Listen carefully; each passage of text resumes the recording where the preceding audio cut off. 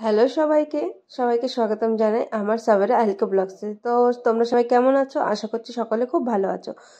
তো আমি দেখো কত রকমের আজ পকোড়া বানিয়ে নিচ্ছি। কেন পকোড়াটা বানাচ্ছি এতগুলো তোমরা দেখলেই বুঝতে পারবে, তো ভিডিওটাকে স্কিপ করো না। এখানে ছিল সব হোমমেড, ঘরের তৈরি, আর আমি নিজেই রান্না করেছিলাম। তো আমার বরকে জিজ্ঞেস করেছিলাম কেমন হয়েছে।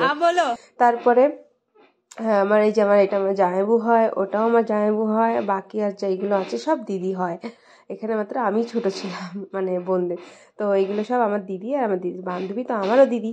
তো এইসব এরা সব দিদিরা গ্রামে থাকে। আর এই যে জামাইবুটা এ হাইক করছে, আমি বললাম আমি ভিডিও বানাচ্ছি, তো বলছে হাই করছে। আর ওই জামাইবুটা কাপ দেখাচ্ছে, যেহেতু চা খেতে ডেকেছিলাম রাত্রেবেলা, তো এই জন্য চা পার্টি হচ্ছিল এটা অ্যাকচুয়ালি। তো এইটা আমার দিদি, ওটাও আমার দিদির বান্ধবী।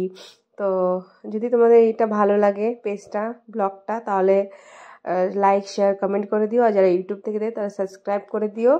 আবার দেখা হবে নেক্সট একটা ব্লগের সাথে, মানে নতুন একটা ব্লগের সাথে। ভালো লাগলে পাশে থেকো।